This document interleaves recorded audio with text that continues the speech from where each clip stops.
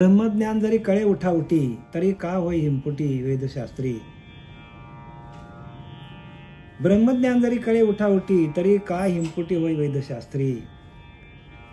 शास्त्राचे भांडण तपतीर्थाटन, पुरीचे भ्रमण याचसाठी जप, याचसाठी तप, याचसाठी व्यासाय अमुप ग्रंथ केले, याचसाठी संत पाय सेवावे, तरीच तरावे तुका म्हणे.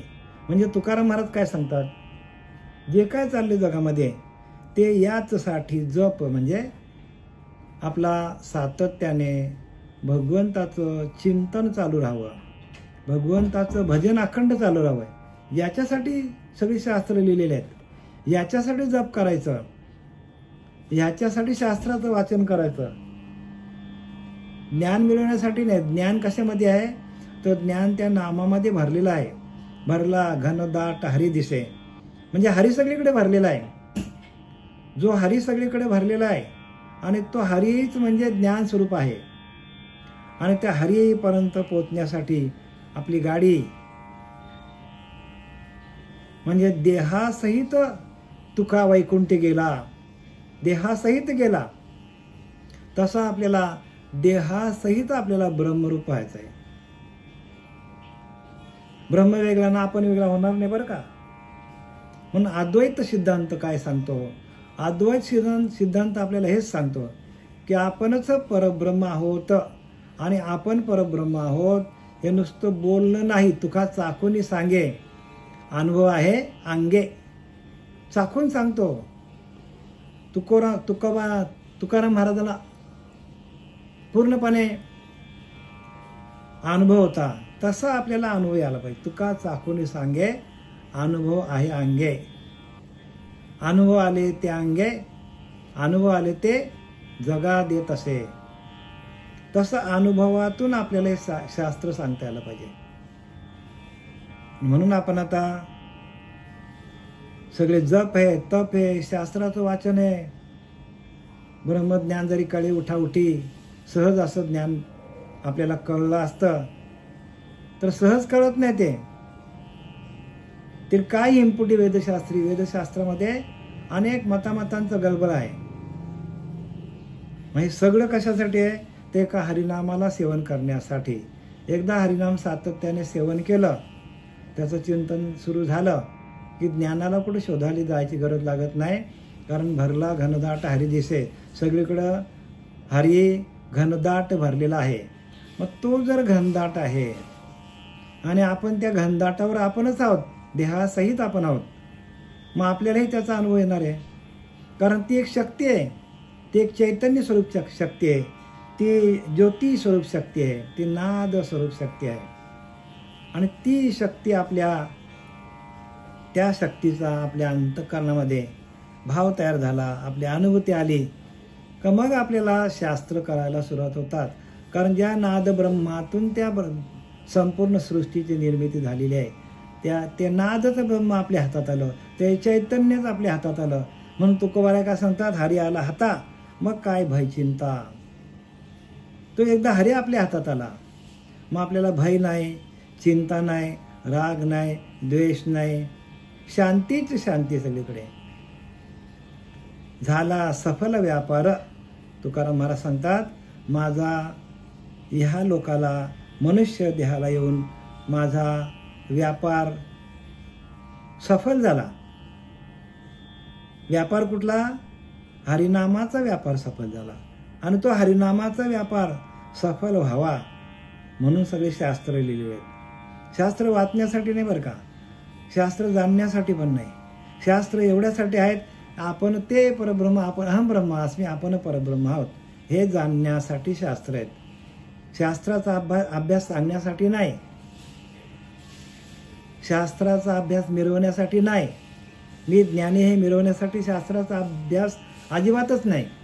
मग शास्त्राचा अभ्यास कशासाठी आहे, तर याचसाठी जप, याचसाठी तप, याचसाठी व्यासाय अमुप ग्रंथ केले, याचसाठी संत पाय सेवावे, तरीच तरावे तुका म्हणे.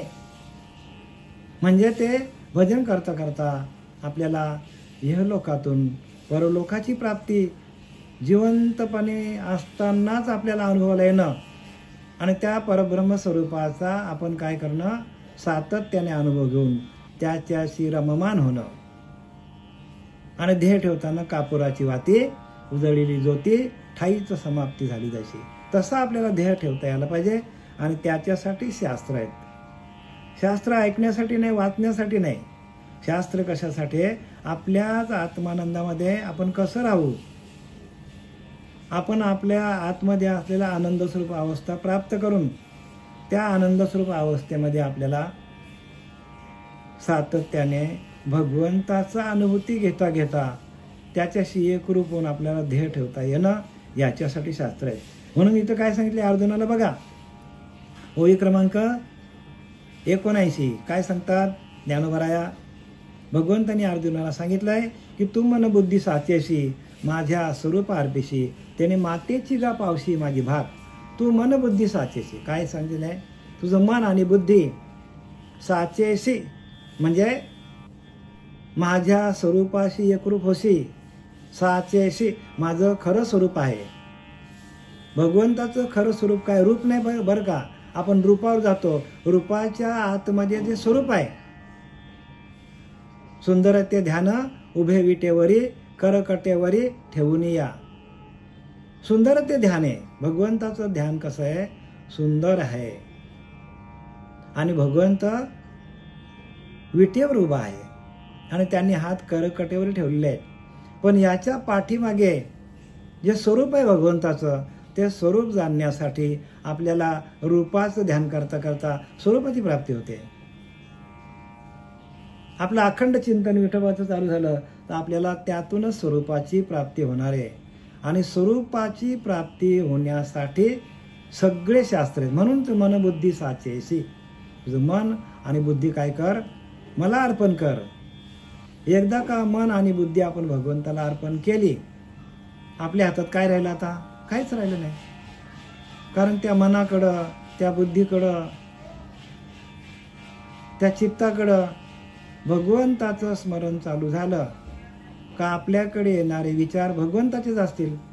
त्या मनाकडे जर विषयांचे विचार असतील, त्या मनाकडे जर प्रपंचाचे विचार असतील, त्या मनाकडे व्यापारी विचार असतील तर व्यापार करणार माणूस, विषयांचे असतील तर विषयांकडे धाव घेणार. पण त्याच मनाकडं भगवंताच्या चिंतन असेल तर तो अखंड चिंतन करत बसेल भगवंताचं. आणि चिंतन लावी चित्ताशी, चिंतन चित्ताला काय करतो? मार्ग दाखवतो. म्हणून मनबुद्धी साचेशी, जरी माझ्या स्वरूपा अर्पिशी म्हणजे माझ्या स्वरूपाला अर्पण केलं चित्त आणि मन आणि बुद्धी, तरी मातेची गा पावशी मला येऊन भेटशी माझी भाग. शपथ घेऊन सांगतो अर्जुना, तू मला येऊन भेटशील. आपल्याला सांगितले बरं का, आपल्याला सांगितलं आहे. म्हणून त्या मनाकडे, चित्ताकडे चैतन्य आलं पाहिजे. आणि चैतन्य हे काय आहे? परमात्म्याचं स्वरूप आहे. चैतन्य हेच परमात्म्याचं स्वरूप आहे. आणि त्या स्वरूपाची आपल्याला अनुभूती आली तर आपल्याकडे भगवंत म्हणतो तू मलाच येऊन भेटशील. सोप्या भाषेत सांगितलंय. हेची काही सयावरी होय, ऐसा जरी संदेह वर्तुतो आहे. असं का करायचं? असं जर तुझ्या मनामध्ये संशय आला, संदेह, ऐसा जरी संदेह वर्ततू आहे, तरी अभ्यासुनी आधी पाहे मग नव्हे तरी कोपे. असा तुझ्या मनात संदेह येत असेल, संशय येत असेल अर्जुना, तर काय करतो? तर तू अभ्यास कर, ध्यान कर. कारण अभ्यास केला तरच तुला त्याची अनुभूती येईल. वाचून नाही बरं का, ऐकून नाही बरं का. मी परत सांगतो, भगवंताचं नामस्मरण वाचून येत नाही. भगवंताचं नामस्मरण भगवंताच्या नामस्मरणासाठी आपल्याला अभ्यासच सांगितलेला. अभ्यास म्हणजे ध्यान, ध्यान योग 6 अध्याय लिहिले की नाही, त्या ध्यान योगातून आपल्याला ज्ञान प्राप्त होतो. ऐसा जरी संदेह वर्ततो आहे, जर तुझ्यामध्ये असा संशय आला तरी अभ्यासूनी आधी पाहे. तर तू एक काम कर अर्जुना एक काम कर, पहिला तू अभ्यास कर, पहिलं तू माझं चिंतन कर, तुझ्या मनाकडं तुझ्या चित्ताकडं माझ्या स्वरूपाची अनुभूती येऊ दे. तुझ्याकडे असा संशय येत असेल की भगवंत खोटं सांगतो, तर खरं तुला पडताळून करायचं असेल तर काय कर तू, तरी अभ्यासून आधी पाहे, तरी तू अभ्यास करून माझ्या स्वरूपाशी एकरूप हो, माझ्या भजनामध्ये दंग हो. मग नव्हे तरी कोपे. जर तुला अनुभव आला नाही तर माझ्यावर तू काय कर, भगवंत सांगतो माझ्यावर तू रागव. बघा किती सोप्या भाषेत सांगितलंय. जर तुला तसा अनुभूती आली नाही अभ्यासातून, माझ्या स्वरूपाशी तू एकरूप झाला नाही, स्वरूपाचा आनंद स्वरूप आनंद तुला मिळालं नाही, स्वरूप साक्षात्कार झालं नाही, तर माझ्यावर तू रागव. म्हणजे थोडक्यात काय सांगतात भगवंत, माझं म्हणणं खोटं समज, पण तुला अनुभव आला तर तुला 100% अनुभव येईल. सांगण्याचं काय तात्पर्य, की असं जर तू केलं, तुझं मन तू मला दिलं आणि तू माझ्या भजनामध्ये तद्रूप झाला, तर तुला तो अभ्यास सांगितला बरं का, तद्रूप होणं, आणि तसा अभ्यास जर तू केला तर तुला 100% अनुभव येईल. आणि जर असा अनुभव आला नाही तर तू माझ्यावर कोप म्हणजे रागव. सोप्या भाषेत सांगितलं. आणि खरोखर आपण जर मनाला आणि बुद्धीला जर चैतन्याकडे, चित्तातून चैतन्याकडे नेलं, मग मनच होऊन मन बुद्धी निश्चय पूर्ण परब्रह्मी. बुद्धीचा निश्चय असा होतो की आपणच परब्रह्म आहोत, 100% आपण परब्रह्म आहोत. याला अद्वैत सिद्धांत म्हणतात बरं का. आणि अद्वैत सिद्धांताचा अभ्यास बऱ्याच ठिकाणी लोक सांगत नाही. भगवंताने आपण वेगळा नाही याला म्हणतात अद्वैत. द्वैत कल्पिते अशुद्ध, अद्वैत कल्पिते शुद्ध, आणि अशुद्धतेची प्रसिद्ध सबळ जाणावी. समर्थ रामदासाने लिहिलंय, द्वैत कल्पिते अशुद्ध, मी वेगळा आणि देव वेगळा, मी देवाची पूजा करतो, हे अशुद्ध ज्ञान सांगतात. समर्थ रामदास सांगतात बरं का, मी वेगळा आणि देव वेगळा, असा जर आपण पूजा केली, असा जर आपण परमार्थ केला, तर ते अशुद्ध ज्ञान सांगतात, अज्ञानाचं ज्ञान सांगतात. अज्ञानाची भक्ती इच्छिती धन संपत्ती, तयांच्या चित्ती बोध कैसा ज्ञानवरा. अजून पुढे सांगतात, द्वैत कल्पिते अशुद्ध, समर्थ रामदास, अशुद्धतेची प्रसिद्ध. द्वैत कल्पिते अशुद्ध, मी वेगळा आणि देव वेगळा, हे अशुद्ध ज्ञान. अद्वैत कल्पितेची शुद्ध, शुद्ध ज्ञान कशाला म्हणतात, अद्वैत म्हणजे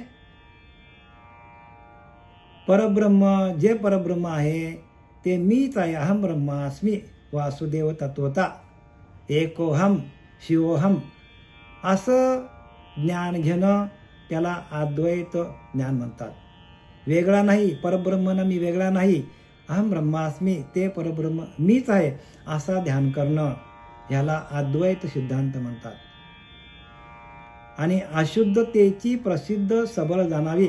आणि अजून पुढे एक मेक मारून ठेवली समर्थ रामदासांनी, की अशुद्ध ज्ञानच जगामध्ये प्रसिद्ध झालेलं आहे, शुद्ध ज्ञान जगामध्ये प्रसिद्ध झालेला नाही. शुद्ध ज्ञान गुह्य आहे, तो एखाद्याच गुरुकडे असतं, सगळ्यांकडे नसतो तो.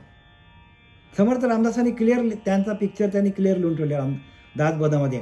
पण आपल्या टाळक्यात येत नाही ते का, आपण गुरुला शरण जात नाही, आपण गुरु करत नाही. गुरु करायला त्याला बंधन आहेत, की गुरु आपण केला तर तामसी हार वर्ज्य आहे, गळ्यामध्ये माळ घालणं, तुळशी हार गळा, गोपीचंद टिळा, सगळे बंधन आहेत. आणि या बंधन आपल्याला आपण लागून घेतले तरच तो गुरु खरा समजावा. अन्यथा जे काय असतील ते समाज प्रबोधनाचं कार्य करतात. करू नये का, करायला पाहिजे, कारण ती पहिली पायरी आहे. ते केल्याशिवाय पुढे जाऊ शकत नाही. तुम्ही पहिलीलाच बसले नाही तर तुम्हाला 10वीला कोण घेईल का. मग आपण पहिलीमध्ये आहोत, मग हळूहळू आपल्याला मिळेल ना ज्ञान हे. म्हणून इथं काय लिहिलंय, द्वैत कल्पिते अशुद्ध. समर्थ रामदास म्हणतात बरं का क्लिअर, द्वैत कल्पिते अशुद्ध म्हणजे मी वेगळा आणि देव वेगळा अशी कल्पना करणं हे अशुद्ध ज्ञान आहे. अद्वैत कल्पितेची शुद्ध, जे अद्वैत आहे, अहम ब्रह्मास्मी, हे ज्ञान जे आहे, अशी तुम्हाला अनुभूती आली, अनुग्रहाच्या प्रक्रियेतून येतो, प्रबोधाच्या चिंतनातून येतो. अद्वैत कल्पिते शुद्ध, शुद्ध ज्ञान कशामध्ये, अनुग्रहातून आहे. म्हणून ज्याच क्षणी अनुग्रह दिला त्याच क्षणी मोक्ष झाला. समर्थ रामदासांनी लिहिलंय, बंधन काय आत्म्याला बोलूच नाही, आत्म्याला बंधनच नाही, पण अनुग्रह पाहिजे. अनुग्रहाच्या प्रक्रियेतून हे ज्ञान होतं. अनुग्रह म्हणजे आपलेच ज्ञान, आपलेच ध्यान, ब्रह्मरूप, आपणच ब्रह्म आहोत. अनुग्रह तो ऐसा करी भ्रमाचा निराश, अज्ञानाचा नाश तात्काळची. भ्रम सगळा निघून जातो, अज्ञान निघून जातो, तात्काळच आपण परब्रह्म असा अनुभव येतो. आणि म्हणून अनुग्रह पाहिजे बरं का. अनुग्रहाशिवाय ज्ञान होत नाही. आणि त्या अनुग्रहाचा जो जप आहे तो कोणीच कोणाला सांगत नाही. परंपरा तशी आहे. हे गुह्य ज्ञान आहे. चंचल नदी गुप्त गंगा, स्मरण पाविजे जगाला काय करते, गुप्त गंगा आहे ती, जगाला शुद्ध करते. चंचल नदी आहे पण गुप्त गंगा आहे. आणि ती गुप्त गंगा आपल्याला जर गुप्त गंगेशी एकरूप व्हायचं असेल, ते गुप्त ज्ञान आपल्याला, गुह्य ज्ञान आपल्याला प्रगट करून घ्यायचं असेल, तर गुह्य ज्ञान देणारा सद्गुरू जोपर्यंत आपल्या जीवनामध्ये येत नाही तोपर्यंत हे ज्ञान आपल्याला कळणार नाही. द्वैत कल्पिते अशुद्ध, अद्वैत कल्पिते अशुद्ध, द्वैत कल्पिते अशुद्ध आणि अद्वैत कल्पिते शुद्ध आणि अशुद्धतेची प्रसिद्ध, जगामध्ये अशुद्ध ज्ञान प्रसिद्ध झालेलं आहे. सबळ जाणावी आणि सगळे तिकडेच चाललेत अशुद्ध ज्ञानाकडे. शुद्ध ज्ञानाकडे येत नाही का. आपल्याला आपला डायबिटीज बरा करायचा असेल तर एखादा डॉक्टर बोला तू रोज साखर खा, मी गोळ्या देईन त्या पण खा, साखर पण खा, व्हाल का बरे तुम्ही? नाही बरं होऊ शकत, त्याला पथ्य आहे तो.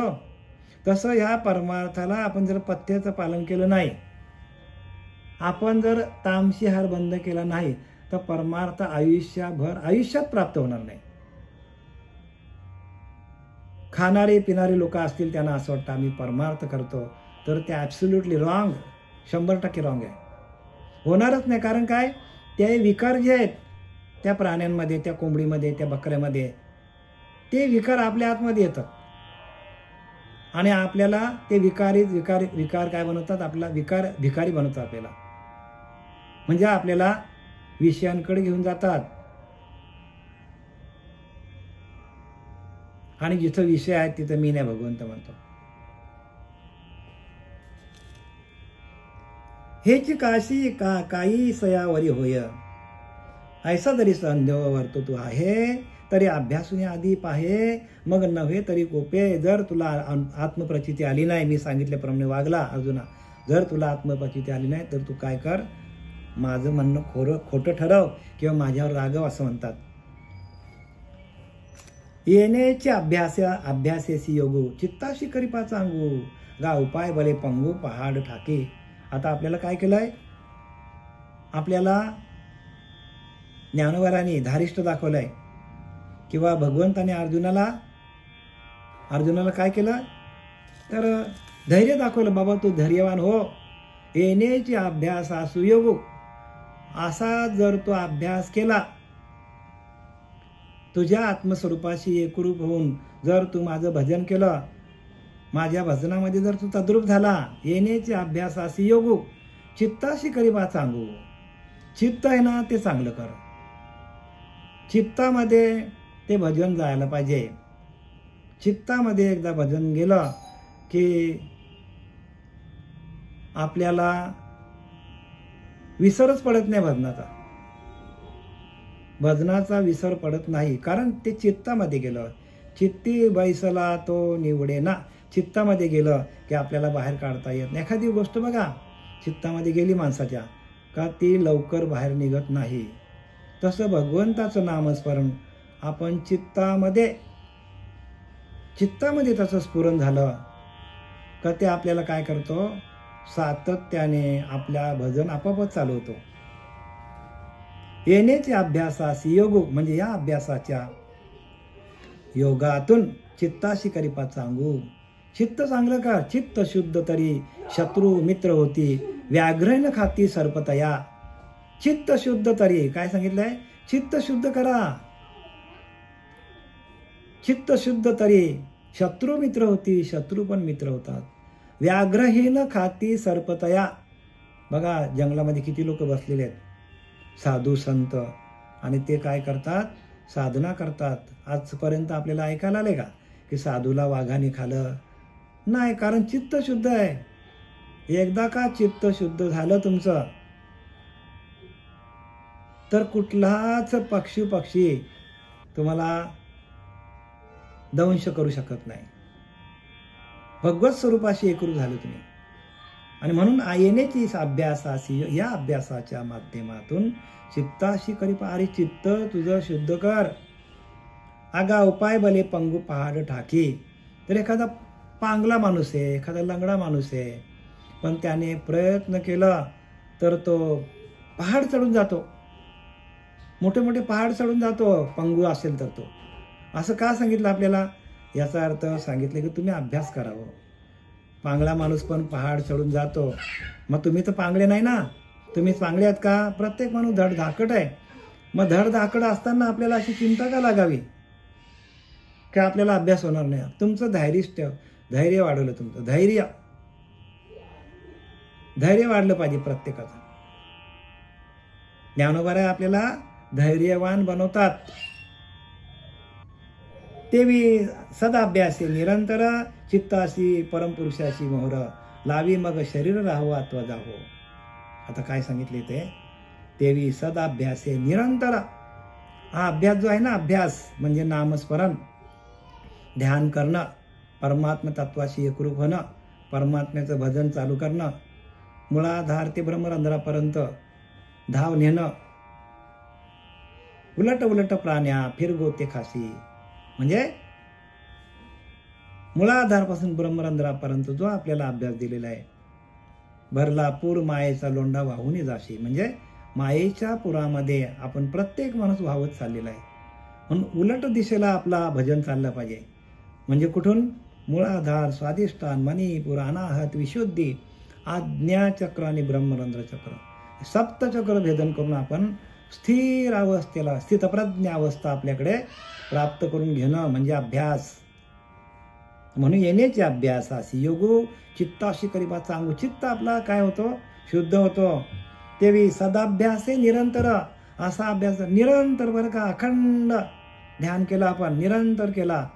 जराही अंतर द्यायचं नाही. जरा अंतर त्या मनाला दिलं, जरा अंतर त्या चित्ताला दिलं, तर विषय लगेच आपल्या चित्तामध्ये प्रवेश करतात. लगेच प्रपंचाच्या गोष्टी आपल्याकडे येतात. लगेच विषय लगेच वासना आपल्या पिंडामध्ये प्रवेश करते. म्हणून निरंतर सांगितले, जराही अंतर देऊ नका. त्या भजनाला जराही अंतर पडता कामा नये. 1 सेकंद जरी त्याला तुम्ही दिलं, 1 सेकंदामध्ये होत्याचं नव्हतं करून टाकेल. एवढे ते विषय तोडीचे आहेत. भल्यांना त्यांनी काय केलं? पाणी पाजलं, असे विषय आहेत. म्हणून तू अर्जुना काय कर? निरंतर सांगितले, जराही त्या चित्तामध्ये जराही नामस्मरणाचा अंतर पडून देऊ नको. मग अंतरनिष्ठ तितकेच तरले. ज्याने आपल्या अंतकरणामध्ये भगवंताचा ध्यान केलं तेच तरणार. अंतर्बाह्य तितके बुडाले. ज्याने आपल्या अंतकरणामध्ये भगवंताचं भजन केलं नाही हृदयामध्ये, हे बुडाले. म्हणजे लक्ष 84 ला गेले.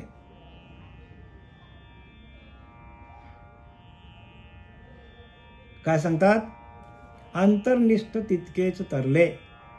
ज्याने आपल्या आत्मतत्वाशी, आत्मदेवाशी एकरूप झाले, आतमध्ये ज्यांनी भजन केलं भगवंताचं तेच तरले. समर्थ रामदास सांगतात, अंतर्भ्रष्ट तितके बुडाले. एका अंतरीच्या अंतरात्म्यापासून जी उपासना केली ते भ्रमले, भ्रष्ट झाले. ते बाह्याकारे भरंगले लोकाचारी. आणि ते लोकांमध्ये गेले. लोकांमध्ये म्हणजे विषयांमध्ये गेले. आणि विषय जे आहेत तेच माणसाला जन्ममरणाच्या चक्रामध्ये काय करतात? अडकवतात माणसाला. आणि ते विषय कुठे आहेत? आपल्याकडेच आहेत. आणि त्या एका अंतरीच्या अंतरात्म्यावर 8 जणांचं राज्य आहे. काम हे, क्रोध हे, लोभ हे, मोह हे, दंभ, संशय, चिंता, हे सगळे विषय आहेत आपल्याकडे. आणि एका अंतरीच्या अंतर 8 जणांची सत्ता आहे. म्हणजे सत्ता बाजूला होण्यासाठी जे परमतत्व आहे, जो परमात्मा आहे, जो देवादिदेव आहे, तो हरी आहे, तो आपल्या हातात यायला पाहिजे. हरी आला मग काय भय चिंता. तुका म्हणे हरी काही उरून देव उरी. तुकाराम महाराज सांगतात की तुमच्या उरामध्ये कुठल्याच प्रकारच्या शंका राहणार नाही, कुठलेच विषय राहणार नाही. तुका म्हणे देह भरिला विठ्ठले काम क्रोध रिते केले. त्या हरिनामाचा जप आपल्याकडे सुरू झाला तरच आपले विषय बाजूला होणार आहेत, ऐकून बाजूला होणार नाही. आतापर्यंत आपण किती ऐकलं असेल. आणि ऐकणं म्हणजे भक्तीत नाही आहे, पण श्रवण भक्ती सगळ्यात आहे. पण कधी ते ऐकायचं, त्या हरिनामाशी एकरूप झालं, त्या हरिनामाचं अखंड चिंतन केलं, त्या हरिनामाचं निरंतर भजन चालू झालं, तर मग तुम्ही श्रवण करा. तरच ते तुमचं श्रवण आपल्या अंतरीच्या अंतरात्म्याला शुद्ध करण्यासाठी काय होईल, आपल्याला पूरक होईल, पूरक. आणि जर आपण त्या अंतरीच्या अंतरात्म्याचं भजन नसलं आणि आपण जर श्रवण केलं, ते सगळं बाहेर जाणार आहे. म्हणून तुकोबारास म्हणतात, लागून या पाया विनवितो तुम्हाला. काय करा तुम्ही, आपले चित्त शुद्ध करा सांगतात. आपल्या भजनातून आपलं चित्त शुद्ध होणार आहे. आणि तो भजन आपल्याला मिळालेला आहे. आपण खूप भाग्यवंत आहोत. तेवी सदाभ्यासे निरंतर चित्ताशी परमपुरुषाशी मोहर लावी मग शरीर राहावं अथवा जावं. काय सांगितलं, सोपं सांगितले. मग एकदा का ते परमतत्व, ते परब्रह्म एकदा आपल्या अंतःकरणामध्ये आपल्याला त्याची अनुभूती आली, आपण आत्मानंदामध्ये गेलो, आपण त्या परब्रह्माशी रममान झालो आणि त्या आनंद अवस्था, आत्मसुख आपल्याला मिळालं, तर मग शरीर जावं अथवा राहो, शरीराचा काही संबंध नाही. कारण परब्रह्म ते काय करतात की ह्या शरीराच्या पलीकडे परब्रह्म आहे, त्या मनाच्या पलीकडे परब्रह्म आहे. परब्रह्म कुठे आहे की मनाच्या पलीकडे आहे, शरीराच्या पलीकडे आहे, गुणांच्या पलीकडे परब्रह्म आहे. हे सगळं ज्या वेळेला बाद होतो तेव्हा आपल्याला देहाचा विसर पडतो. आणि देहाचा विसर पडल्यानंतर आपण त्या आत्मस्वरूपाशी एकरूप होतो. संपूर्ण देहाचा निराश, देहाच्या निरसने पाविजे या ठाया. म्हणजे देहाचा पूर्णपणे निराश झाला तर आपण पाविजे या ठाया म्हणजे जे मूळ स्वरूप आहे आत्मस्वरूप, त्या आत्मस्वरूपाशी एकरूप होतो आपण. आणि ती स्थिती आपल्या अंतःकरणाची व्हायला पाहिजे. लावी मग शरीर राहावं अथवा जावं, मग शरीर जावं अथवा राहावं, पांडुरंगे दृढ भाव. त्याप्रमाणे नेहमी परब्रह्म विचार अभ्यास करून, परब्रह्म विचारांचा अभ्यास करून मनाला अभ्यासाचा छंद लाव. मग शरीर जावं अथवा राहावं. मग शरीराचं काय संबंधच नाही. शरीर गेला काय, राहिला काय, त्याच्याशी काय संबंध. कारण शरीर तर जाणार आहे. शरीर काय जाणार आहे, पण शरीराला चालू करता आत्मा तेथीचा. आत्मा जो आहे तो करतो सगळा काही, शरीराला चालवतो. पृथ्वी आप तेज वायू आकाश या सभ्यांतरी जगदीश. पण या पंचभूतांचा आहे नाश, आत्मा अविनाशी. मग आपण अविनाशी तत्वाशी एकरूप होतो. आपण जे नाना गती ते पावविते. हे शरीर आपल्याला काय करतो, आपल्याला अनेक प्रकारच्या गतीमध्ये अडकवतो. म्हणजे अनेक प्रकारच्या योनीमध्ये हा शरीर आपल्याला घालवतो. कारण आपण देहावरती असलो आणि जर आपण देहभाव आपल्याकडे असेल तर आपल्याला अनेक प्रकारच्या योनीमध्ये जावं लागतो. ते चित्त वरील आत्मया ते मग कवन आठवी देहाते गेले की आहे. मग तेच चित्त शरीराकडे लक्ष न देता शरीराला चालवणारा जो परमात्मा आहे, जो भगवंत आहे, त्या भगवंताच्या नामाशी आपण एकरूप झाल्यानंतर मग या शरीराचं काय काम आहे का? काहीच काम नाही.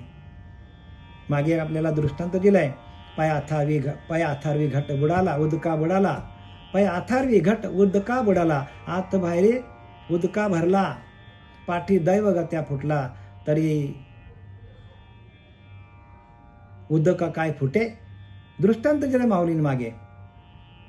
पाय अथारवी घट बुडाला, आत बाहेर उदका भरला. म्हणजे एखादा घट पाण्यामध्ये खोल बुडवला आपण, कसला घट येतो? मातीचा आहे. बुडवला ना आपण जोरात खेचला आणि तो त्याच्या आतमध्ये पाणी आलं, आत पाणी बाहेर पाणी, दोन्हीकडे पाणीच पाणी झालं ना, आपण खेचला. आता आतलं पाणी बाहेरच्या पाण्याशी मिळालं. आता या घट जावो अथवा राहावो. तसं आपल्याकडे असलेलं आत्मतत्व, आतलं आत्मतत्व बाहेरच्या आत्मतत्वाशी एकरूप झालं. आता या देहाचं काय काम आहे का? काहीच काम नाही देहाचं. आणि आतलं तत्व बाहेरच्या तत्वाशी एकरूप करण्यासाठी जी उपासना दिलेली आहे 12व्या अध्यायामध्ये, भक्तियोगमध्ये सगळं हेच सांगितलंय. वाचा तुम्ही, त्याच्यामध्ये सगळं दिलंय, म्हणजे आपल्या लक्षात येईल. जे नाना गती ते पाववित शरीर काय करते? आपल्याला अनेक गतीला आपल्याला पोचवतो, अनेक योनीमध्ये जन्माला घालतो. ते चित्तवरील आत्मया ते मग कवन आठवी देहा ते गेले की आहे. नाना गती ते पाविणारे असे जर चित्त जर अभ्यासाला वरील, म्हणजे अभ्यासाला आपण माळ घातली पाहिजे. चित्ताने अभ्यासाला माळ घातली पाहिजे, मिठी मारली पाहिजे. चित्त चैतन्य मिळाले त्याने निज वस्तूशी दाविले. निज वस्तू आपल्या अंगासंगाची आतली वस्तू, निज म्हणजे आंतरीचा अंतरात्मा, त्या आंतरीच्या अंतरात्म्याशी एकरूप झालो. मग देह गेले की आहे याची आठवण कोण करेल? आठवण करा, आठवण पण राहत नाही. देह जावा अथवा राहो.